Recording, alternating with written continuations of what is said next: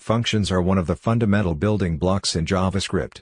A function is a JavaScript procedure, a set of statements that performs a task or calculates a value. To use a function, you must define it somewhere in the scope from which you wish to call it.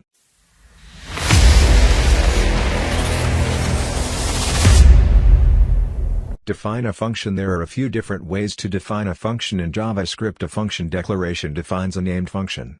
To create a function declaration, you use the function keyword followed by the name of the function. When using function declarations, the function definition is hoisted, thus allowing the function to be used before it is defined. A function expressions defines a named or anonymous function. An anonymous function is a function that has no name.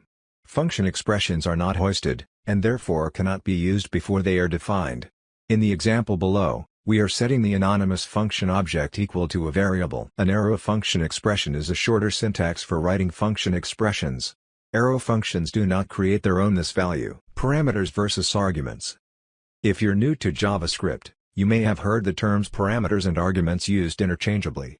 While very similar, there is an important distinction to make between these two keywords. Parameters are used when defining a function. They are the names created in the function definition.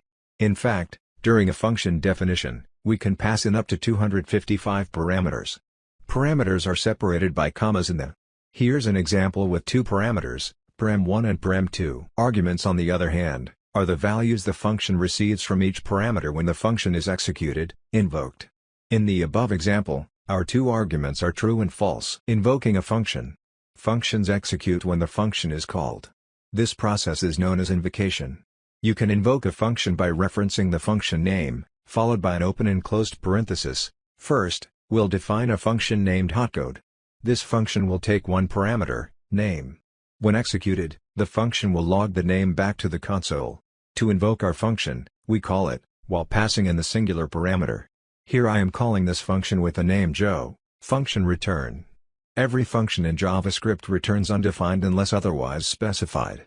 Let's test this by creating and invoking an empty function. Function return. Every function in JavaScript returns undefined unless otherwise specified.